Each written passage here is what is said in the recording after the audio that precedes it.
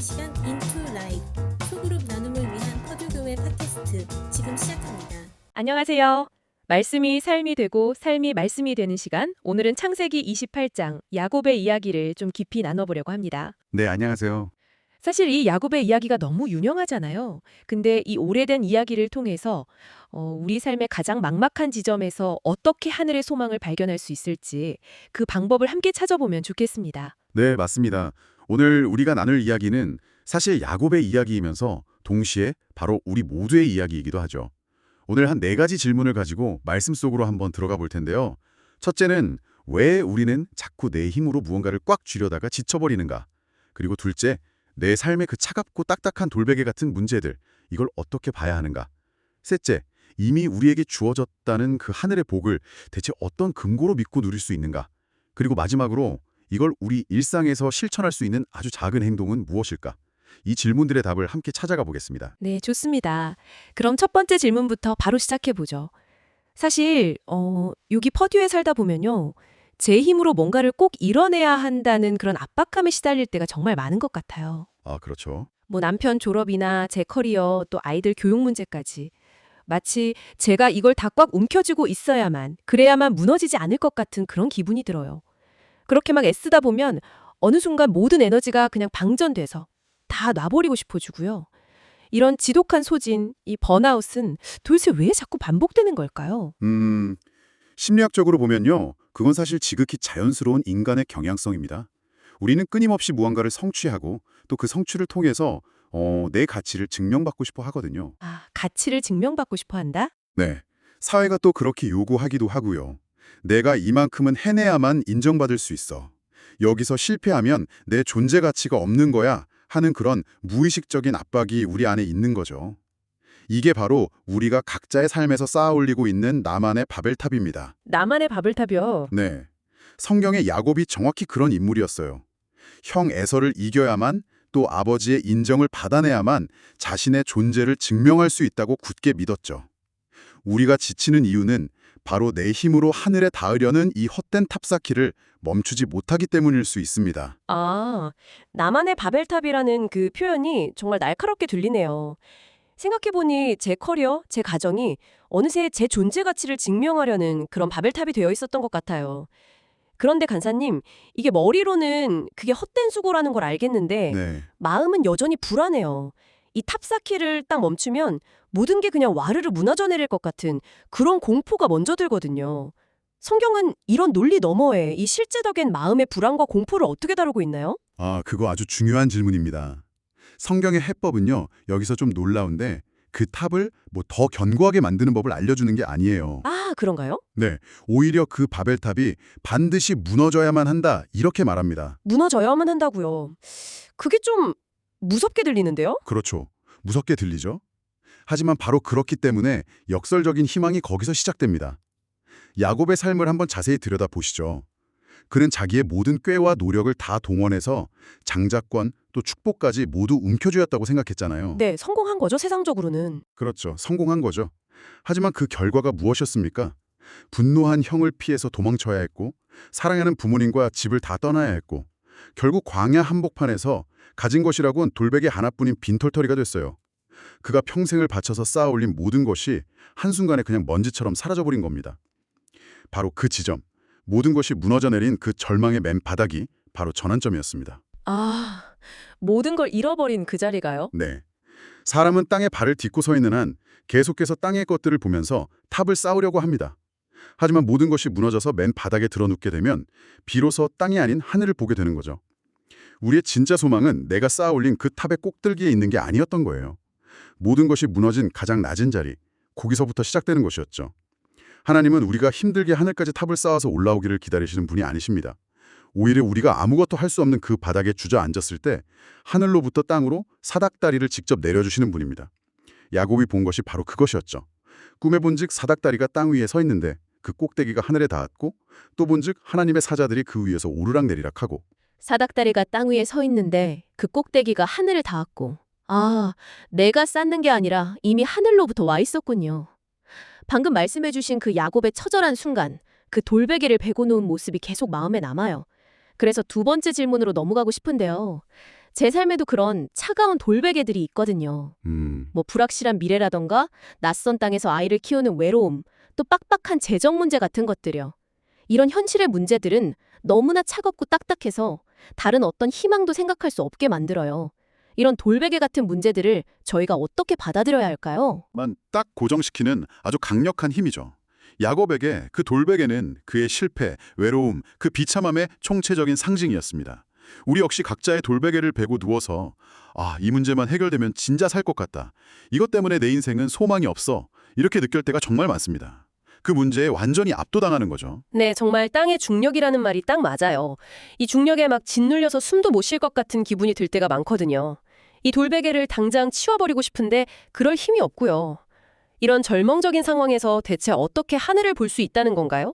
야곱은 꿈에서 사닥다리를 봤다지만 저는 어떻게 현실에서 그걸 볼 수 있을까요? 바로 여기서 성경이 보여주는 가장 놀라운 반전이 일어납니다. 하나님께서 야곱을 찾아오신 장소가 뭐 화려한 성전이나 안락한 집이 아니라 바로 그 돌베개가 있는 자리였다는 사실입니다. 아, 바로 그 문제의 자리요? 그렇습니다. 야곱의 인생 최악의 장소, 그냥 버려진 땅이라고 생각했던 그 광야, 루스라는 곳이 하나님의 집, 베델이 됩니다. 이것이 의미하는 바는 아주 명확합니다. 우리의 문제와 고통, 실패의 자리가 바로 하나님을 만나는 장소가 될 수 있다는 것입니다. 와, 그러니까 소망은 돌베개를 없애는 데 있는 것이 아니라 그 돌베개를 베고 누워서라도 하늘을 바라보는 데 있다는 거죠. 여기서 좀 흥미로운 사실은요. 야곱이 본 그 사닥다리의 원어, 술람이 과거에 바벨탑을 세울 때 사용된 그 계단식 탑의 경사로를 뜻하는 단어와 어원이 같다는 점입니다. 아, 정말요? 같은 단어에서 나왔군요. 네. 인간이 땅에서부터 하늘로 쌓아 올린 탑은 무너지지만 하나님께서는 하늘에서부터 땅으로 당신의 탑, 당신의 길을 직접 내려주시는 거죠. 이 그림의 대비가 정말 놀랍지 않습니까? 와, 같은 단어로 그렇게 정반대의 그림을 보여주는 거군요. 정말 놀랍네요. 그렇습니다. 그리고 신약에서 이 그림은 완성이 됩니다.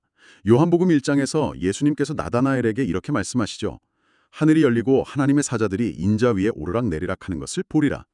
예수님 자신이 바로 그 사닥다리, 즉 하늘과 땅을 잇는 유일한 통로라고 선언하신 겁니다. 아, 예수님이 사닥다리시군요. 네. 따라서 우리의 현실적인 돌베개는 사라지지 않을 수도 있습니다. 재정 문제는 여전하고 미래는 여전히 불확실할 수 있죠.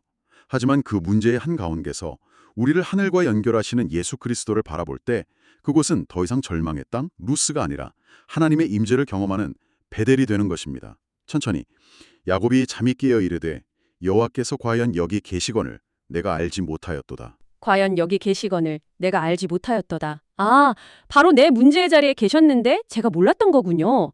간사님, 근데요, 솔직히 삶이 이렇게 광야처럼 느껴질 때면 이런 의심이 스물스물 올라와요. 어떤 의심이죠? 하나님이 나를 덜 사랑하시나?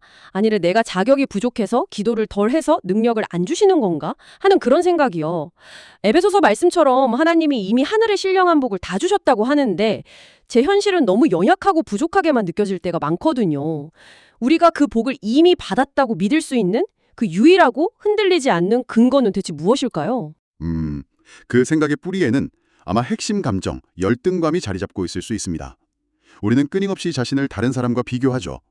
야곱이 평생 형 에서와 자신을 비교했던 것처럼요. 네, 맞아요. 늘 비교하게 되죠. 그리고 그 비교의식 위에서 자꾸 자신의 성과나 자격을 기준으로 하나님과의 관계를 평가하려는 경향이 있습니다. 내가 이만큼 헌신해야 하나님이 복 주실 거야. 내가 이 문제를 해결해야 하나님이 나를 쓰실 거야 하는 생각들. 이건 사실 세상의 방식이지 복음이 아닙니다. 우리를 끊임없이 정죄감과 무력감에 시달리게 만드는 일종의 속임수죠. 아, 저도 모르게 하나님과의 관계를 그런 성과 중심으로 생각하고 있었네요. 하지만 간사님, 눈에 보이는 증거가 부족할 때, 제 통장 잔고는 비어있고 제 능력은 한계에 부딪혔을 때, 그럴 때 그 복이 이미 내게 주어졌다는 사실을 어떻게 확신할 수 있을까요? 정말 흔들리지 않는 그 근거를 붙잡고 싶습니다. 그 유일하고 절대 흔들리지 않는 근거는 나의 자격이나 나의 노력이 아닙니다. 바로 예수 그리스도 그 자체입니다. 예수 그리스도요? 네. 에베소서 1장은 우리가 그리스도 안에서 하늘에 속한 모든 신령한 복을 이미 받았다고 선포합니다. 여기엔 어떤 조건도 붙지 않아요. 안에서, 즉 in Christ가 유일한 조건이자 근거입니다. 성경은 이 관계를 머리와 몸으로 비유하잖아요. 네, 머리와 몸. 그리스도가 우리의 머리가 되시고 우리는 그의 몸을 이루는 지체들이라는 거죠. 자, 한번 생각해 보세요. 머리가 지금 어디에 계십니까? 하늘 보좌에 계시죠? 그렇죠. 그렇다면 그 머리에 붙어있는 몸인 우리는 비록 두 발은 이 땅을 딛고 살아가지만 우리의 소속과 정체성은 어디에 있는 걸까요? 아, 이미 하늘에 있는 거군요. 바로 그거죠. 그렇기 때문에 하늘에 속한 모든 자원과 능력, 지혜와 권세가 머리이신 예수님을 통해서 몸인 우리에게 이미 공급되고 있다는 것이 성경의 선언입니다. 그 연결은 이미 십자가에서 완성되었어요. 능력은 우리가 만들어내는 것이 아니라 머리이신 예수님으로부터 흘러오는 것을 믿음으로 받아서 누리는 것입니다. 야곱은 하나님께서 태중에 있을 때부터 자기를 택하시고 복을 약속하셨다는 그 사실을 잊어버리고 세상의 방식으로 복을 쟁취하려다 평생을 허비했습니다. 어쩌면 우리에게 필요한 것은 능력을 달라고 조르는 기도가 아니라 하나님께서 그리스도 안에서 이미 우리에게 주신 그 부르심의 소망이 무엇이며 그 능력의 지극히 크심이 어떠한지를 알게 해달라는 기도, 바로 그것이 아닐까요? 찬송하리로다 하나님, 곧 우리 주 예수 그리스도의 아버지께서 그리스도 안에서 하늘에 속한 모든 신령한 복을 우리에게 주시되. 하늘에 속한 모든 신령한 복을 우리에게 주시되. 이미 주셨다는 그 말씀이 오늘따라 정말 새롭게 들리네요. 오늘 말씀을 통해서 정말 큰 위로와 깨달음을 얻었습니다. 내 힘으로 쌓던 탑이 무너져야 하늘의 사닥다리를 볼 수 있다는 것. 내 고통의 돌베개가 하나님의 집이 될 수 있다는 것.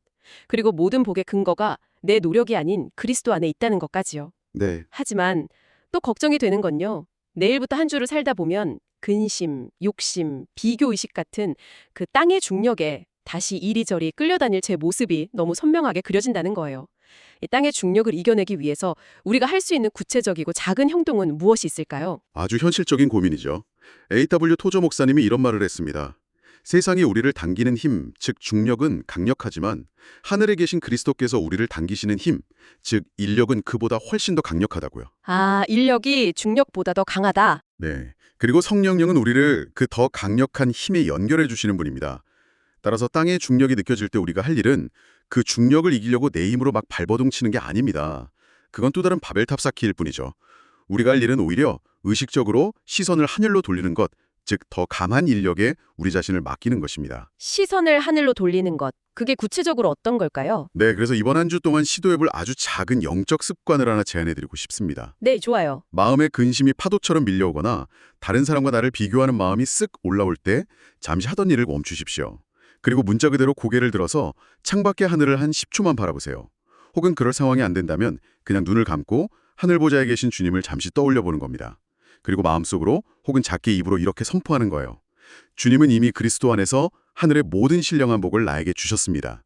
이 작고 의도적인 행동이 땅에 고정되었던 우리의 시선을 하늘로 옮겨주고 문제의 중력에서 벗어나 이미 우리와 연결된 하늘의 능력을 신뢰하게 만드는 아주 강력한 거룩한 습관이 될 것입니다. 내 힘으로 쌓던 탑이 무너진 바로 그 자리. 차가운 돌베개를 베고 누운 바로 그곳이 하늘의 사닥다리가 내려오는 하나님의 집 베델이 될 수 있다는 말씀이 오늘 저에게 정말 큰 소망으로 다가옵니다. 그렇습니다. 우리는 이 땅을 밟고 살아가지만 우리의 진짜 머리는 하늘에 닿아 있습니다. 이번 한 주 우리를 끌어당기는 땅의 중력이 아니라 우리를 이끌어 올리시는 하늘의 인력을 따라 살아가는 이미 주어진 신령한 복을 마음껏 누리는 여러분 모두가 되시기를 축복합니다.